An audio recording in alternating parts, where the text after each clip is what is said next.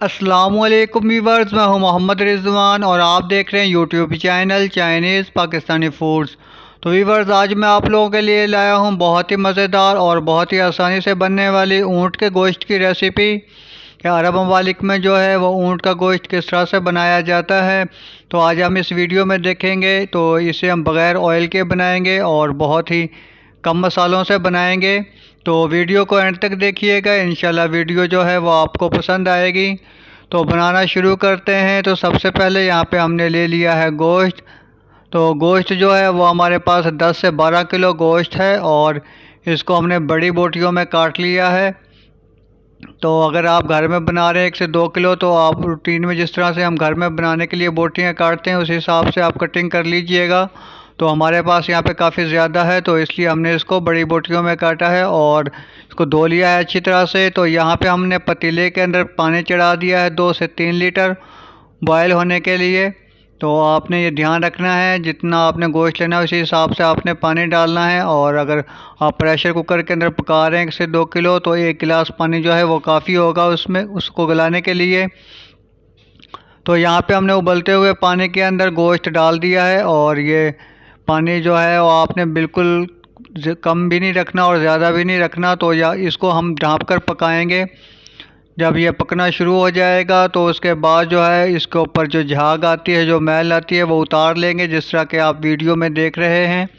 तो ये ब्लड वगैरह होता है और अगर कोई बाल वगैरह हो तो वो भी इसके अंदर आ जाते हैं ऊपर। तो इसे हम चम्मच से अच्छी तरह से साफ़ कर लेंगे, ये आपने ज़रूर करना है। तो यहाँ पे हमारे पास ये मसाले हैं थोड़े से।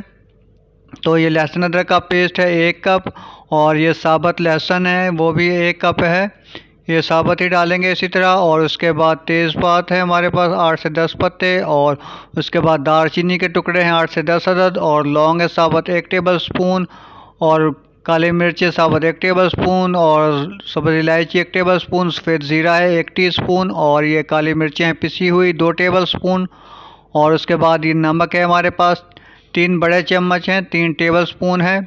तो ये जाएंगे इसके अंदर। और इसके अलावा जो है हमने इसके अंदर जो है इस रेसिपी के अंदर कोई चीज़ जो है वो इस्तेमाल नहीं करनी है।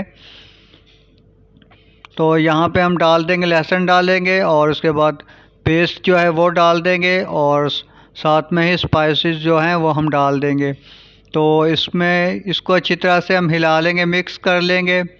तो अच्छी तरह से मिक्स करने के बाद हम इसे जो है ढाँप कर पकाएंगे। तो यहाँ पे आप इसे तेज़ आंच पे पकने दें ताकि ये थोड़ी देर जो है वो पकना शुरू हो जाएगा। जब जब पकना शुरू हो जाएगा तो फिर हम इसको ढक्कन को ढाँप देंगे और ढक्कन को ढाँपने के बाद हमने इसको कम से कम जो है 3 घंटे तक इसी तरह से पकने देना है। लेकिन आपने ये ख्याल रखना है कि पानी जो है वह कम ना हो और ख़त्म हो जाए और गोश्त जो है वो जल जाए, तो ये आपने ख्याल रखना है।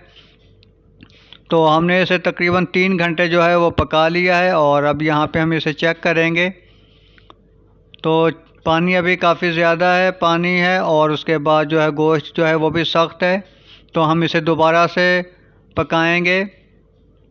तो आग इतनी होनी चाहिए कि जो ढक्कन ढाँपने के बाद पकता रहे, बहुत तेज़ आग ना हो, बहुत हल्की आग पे हम इसे पकाएंगे। तो कम से कम जो है हमने इसे पकाना है तकरीबन 4 से 5 घंटे के लिए हमने इसे पकने देना है। तो 3 घंटे हमने इसे पहले पकाया था और 1 से 2 घंटे हम इसे दोबारा से पकाएंगे। तो यहाँ पे 1 से 2 घंटे गुजर चुके हैं तकरीबन और यहाँ पे दोबारा से हम चेक करेंगे।